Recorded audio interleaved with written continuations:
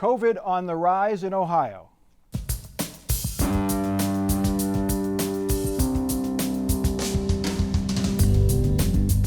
Joining us on Columbus on the Record this week, Herb Asher, OSU political scientist, Ann Fisher, host of All Sides with Ann Fisher on 89.7 NPR News, and Kathy Kandinsky, State House reporter for the Columbus Dispatch. Ohio is not seeing the surge in coronavirus cases like states of Florida, Arizona, and California are seeing, but cases here are increasing steadily and more rapidly than they have in months.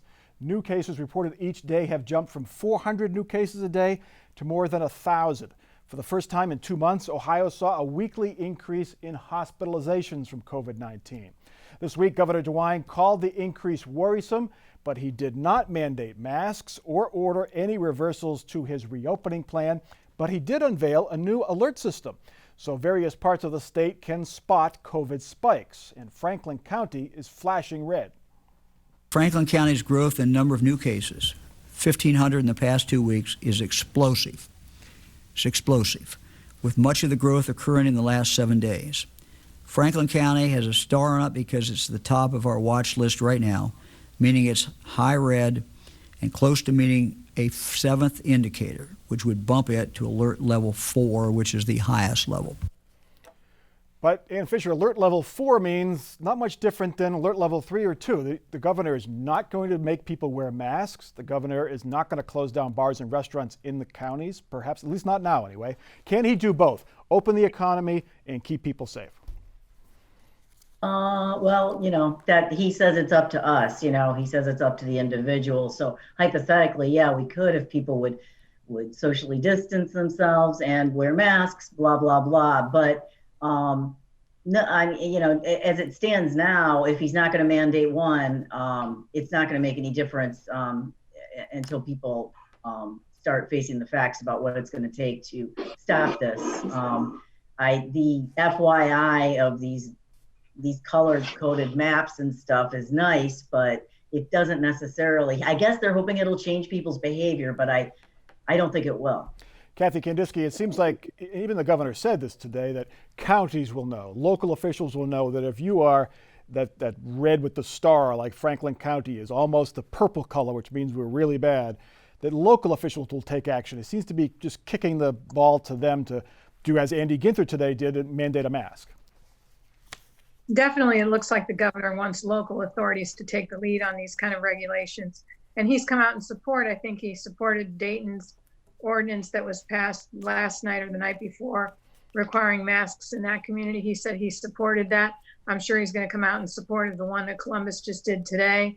But definitely, he doesn't want state mandates. He'd rather see action at the local level. Herb Asher, way back in March, when Governor DeWine shut down the bars and restaurants, he pointed to pictures that he saw of crowded bars in the days leading up to St. Patrick's Day. Now, in the days leading up to 4th of July, he sees pictures of people in bars crammed in.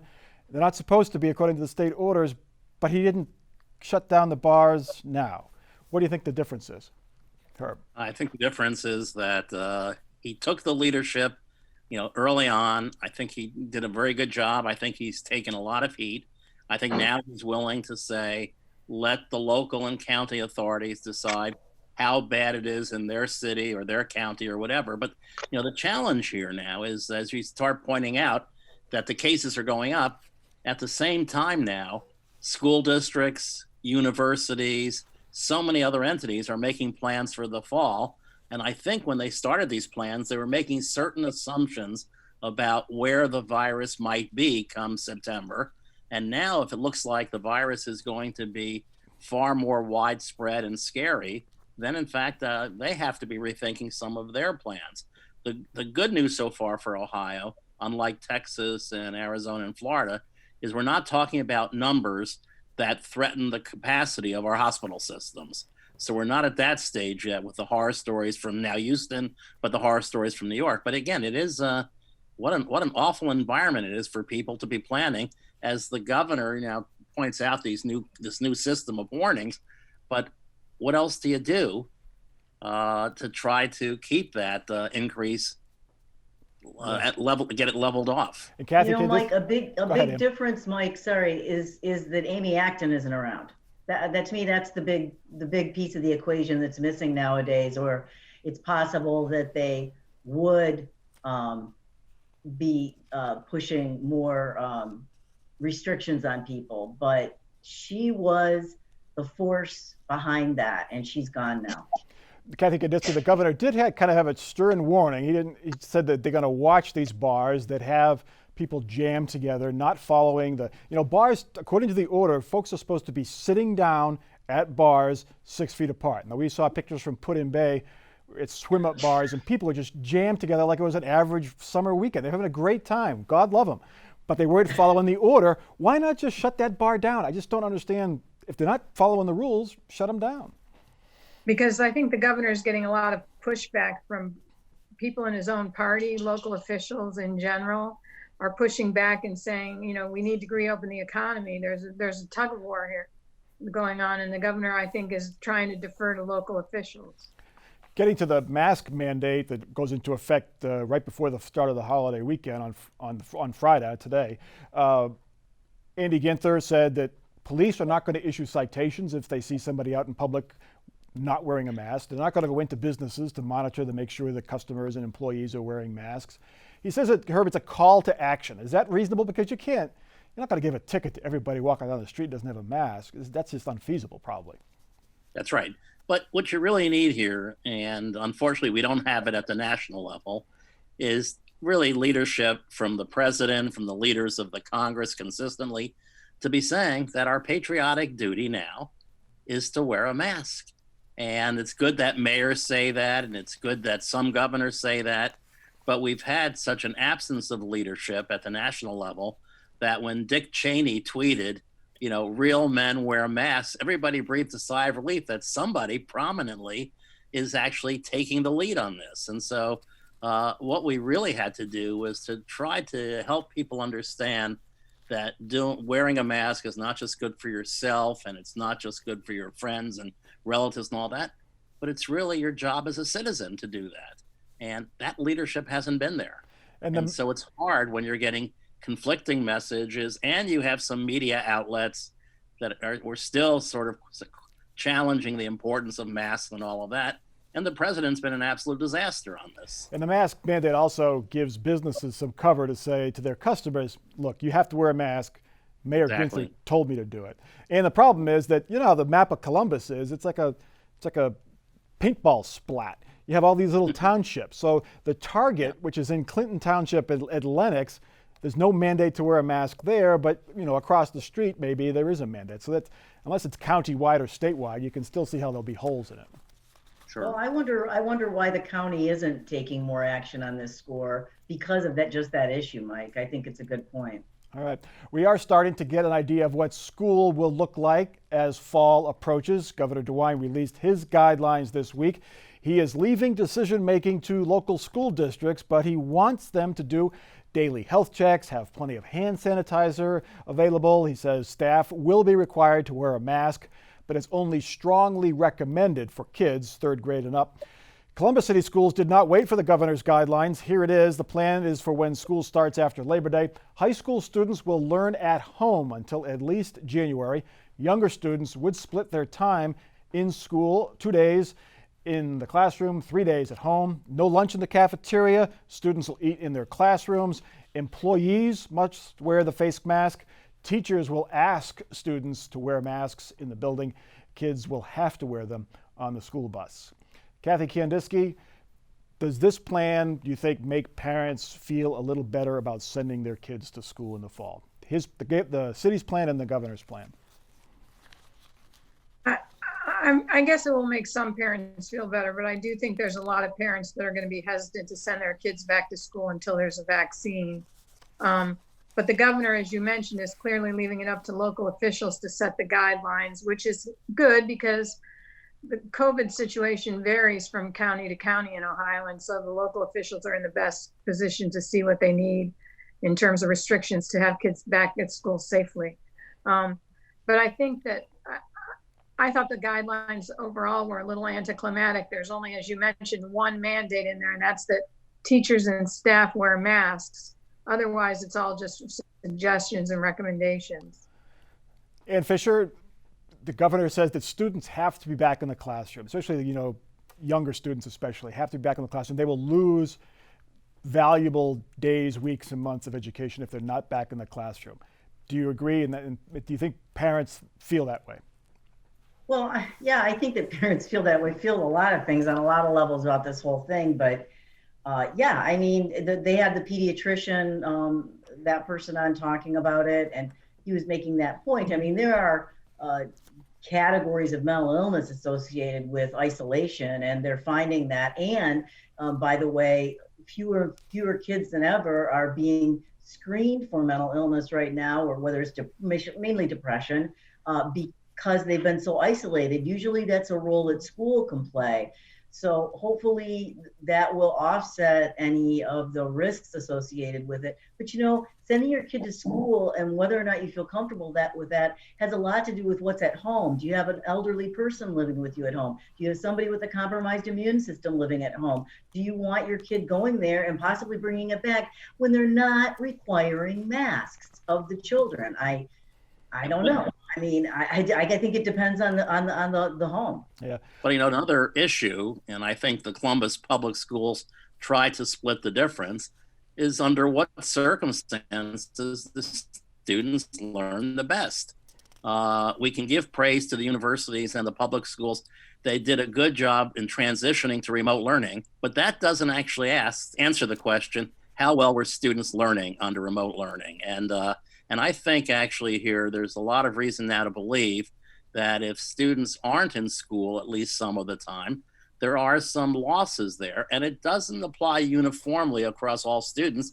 Some students can learn at home much more readily than others or whatever. So I thought the Columbus Public Schools for the younger students, having them in school and having them at home, was trying to capture the importance of in-classroom instruction for multiple reasons, learning and socialization.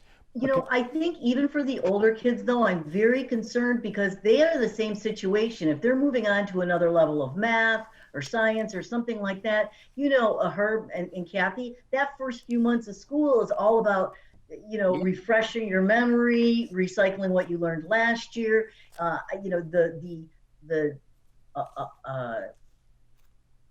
COVID-19 hit relatively at the end of the school year. Starting a whole new year out without ever meeting your teacher in person, I think that is going to be very hard on a freshman in high school.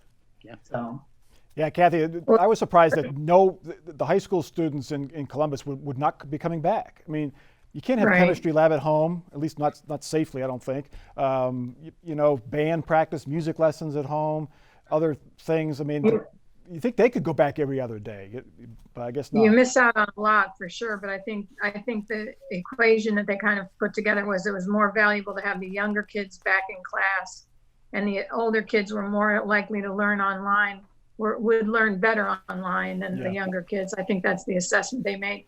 And the whole goal is to reduce the number of kids in the school to maintain social distancing. Yeah, and plus the transportation challenges, when they don't have to bus all the older kids, they can spread out the buses among the younger kids better. And the hope is that by January they can bring back the high school kids and bring back the elementary kids more than just 2 days a week, if we have a vaccine by chance or some kind of treatment. Anyway, Columbus officials continue to examine how the city's police force operates. City Council this week questioned the division's need for military-type equipment, personnel carriers, heavy weapons, and the city's 6 helicopters.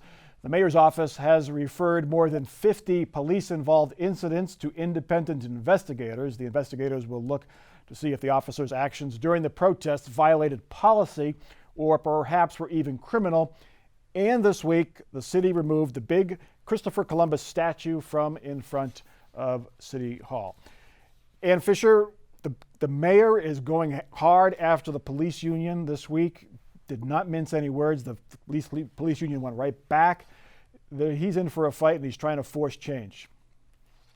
Right, he is trying to force change, but I don't know. I think that they're up to renew the union agreement coming up in January. I don't know how they get there at this point if they're already at such odds with each other.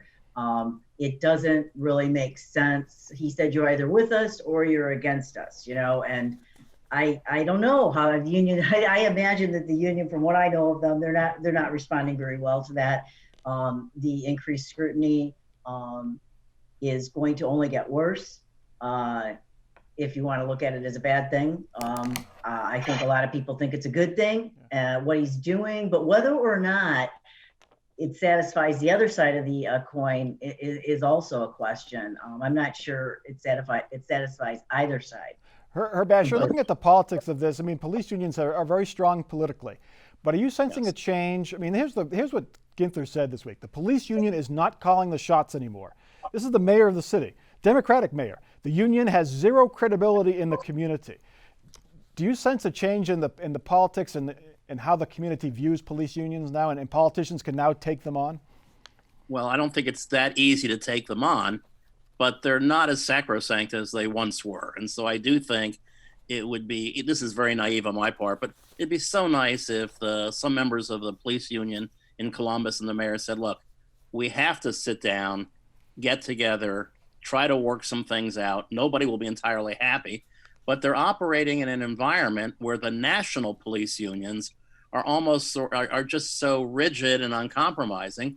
And they're also operating in an environment where the president of the United States is doing his best to convert all of these issues into racial issues, whites versus blacks. You like the police or you hate the police.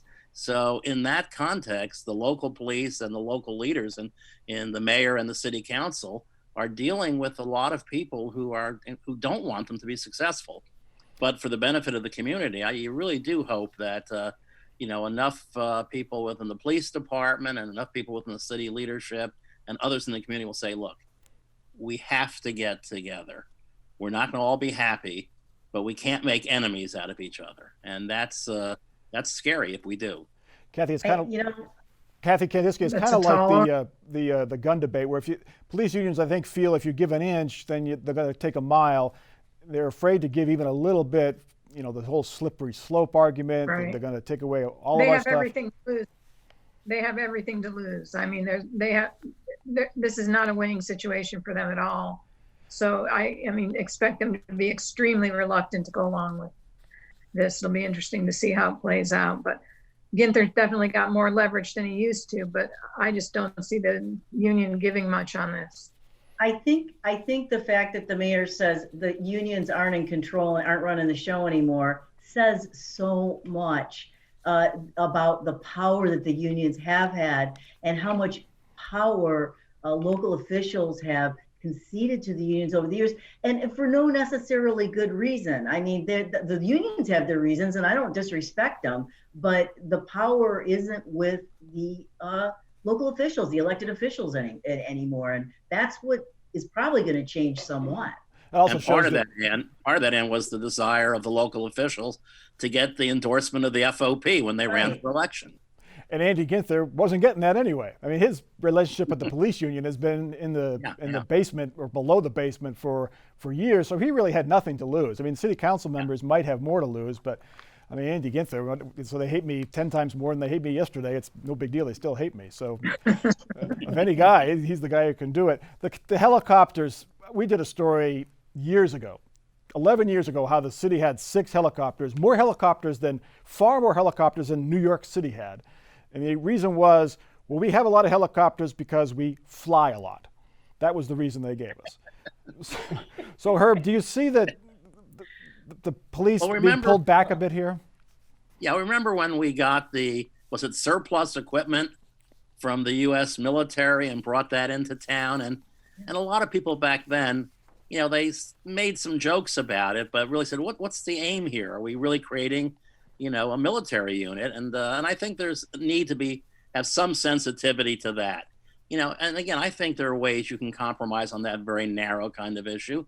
And look, all of the events we've seen on video of police misconduct, the police unions at some point have to come up with a proposal about how do we monitor, how do we sanction, how do we punish, and how do we protect police? Yeah. So, I mean, technology has really changed the debate, if you will. And so I think there are certain things that 10 years ago, 15 years ago, the police unions could be in denial, and now they can't be in denial. It's out there, and more people have seen it. So let's talk about what are the appropriate ways. And I really do think there are grounds for compromise. But of course, initially it looks like both sides are really dug in. And again, they're operating in an environment, a national political environment with the president and the national unions that are really trying to encourage people to dig in and be more divided. So I think it's going to take leadership at the local level and concessions from the political leadership and the union, the Columbus Police Union. And we'll see what happens. And there is a need for some of this equipment. I mean, people out there have, assault-style weapons, and police don't want to be outgunned. It's just, do you need as many assault rifles as police have? Do you need the personnel carrier for as many as they have? I mean, what is Columbus, one of the 15th largest city in the country or whatever it is? I mean, it is what it is. It's a bigger city, but this militarization of police forces has happened across the country, across the board, and in police departments, large and small. It was a way to get rid of the surplus equipment, and they were given grants to buy it. Yeah. Yep. So they were double. It was a double incentive. No, it's probably not necessary. When you talk about how police look like when you see them again compared to the demonstrators, they've got their bulletproofs on, they've got all kinds of Kevlar on, they've got helmets on, they've got their bikes, they've got shields, they've got batons, they've got guns. They've got to be sitting in the cat seat. I can understand if you're being ambushed or something like that, but I don't see, that's different. I mean, that's always going to be a risk anyways. All right, let's get to our last topic. This week featured another sign that Ohio could play a deciding role in the presidential race. The Trump campaign committed to buying $18 million worth of TV commercial times in the fall. Recent polls show Ohio a toss-up with Joe Biden with a lead well within the margins of error. Once upon a time, 4 months ago, many thought Ohio was solidly in the Trump column after his 8-point win over Hillary Clinton in 2016. Herb Asher, is it really up for grabs, Ohio, right now? Or is this a blip? It certainly should be considered in play by the Democrats, but as they're prioritizing, put Wisconsin, Pennsylvania, Michigan, Minnesota, and some other states higher on a priority list. But if you have the resources, you have the time, you schedule Biden events in Ohio, you should do so, because it's entirely possible that the Trump candidacy as we go forward, will get even weaker. The president has actually been incredibly inept, incompetent, self-destructive over the last, I'd say the last 3 years, but certainly the last 3 months. And I think Ohio should not be written off. And but it won't be on the top list of battleground states. And Kathy, you don't have to spend that money on TV ads. They can pull that commercial and spend it someplace else. But it's a signal to Democrats that you should spend money here too, and they may not spend as much money in Wisconsin or Pennsylvania or Arizona, as Herb mentioned. That's absolutely true. And you would expect the Biden campaign to spend, if not a like amount, but to put some investment in based on what Trump's campaign is doing, for sure. And TV commercials could play an even more outsized role than they do normally, because there will not be as many rallies, if any rallies. The organizing is going to be difficult because people aren't going to be going knocking door to door. So the TV ad buys could be really, and the quality and the quantity, the nature of the TV ads could play a really much larger role, if that's possible, in this campaign than they have in the past. Yeah, I know. Not just TV, but social media ads are going to be huge. I think that's where most people are going to see what they're going to see of the campaigns, frankly. I don't know how they're going to figure out where to put the ads on television. I mean, I'm sure they have their equations and bully for them, but social media to me is where the action's going to be. And I think at least the Biden campaign has already shown that it is willing to spend a lot of money on these ads. They're extremely highly produced, very well done. Yeah, and those other outside groups as well. It's time now for our final off-the-record parting shots. Herb Asher, we'll get you go first. Okay, well, following up on your question, I do think Ohio, the local news stations in Ohio will be happier by recent developments that suggest that Ohio will be in play, and the advertising revenue will flow in. Yeah, if only public TV Yeah, could cash in, on, yeah. cash in on some of that. We'll get more viewers. That's good. Ann Fisher up next. I think that there is going to be a big bottleneck when schools are set to reopen. I think it's going to intersect with an explosion of COVID-19 unless people change their behavior very, very quickly.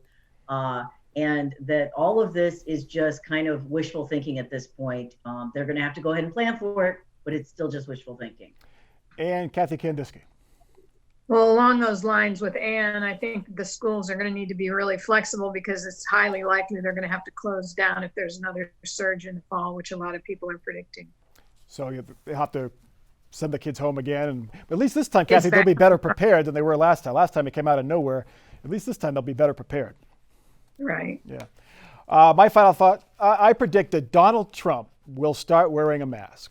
I really do. I think he'll start wearing a MAGA mask, a Make America Great mask, and then he will say, I was always for masks. I was always for masks. I never told people not to wear a mask.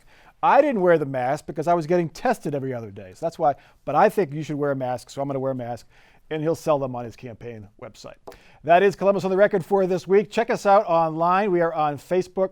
We are on Twitter, and you can see every episode on demand at our website, wosu.org/COTR. For our crew and for our panel, I'm Mike Thompson. Have a great 4th of July. Leave those fireworks alone. At least be careful. Have a good week.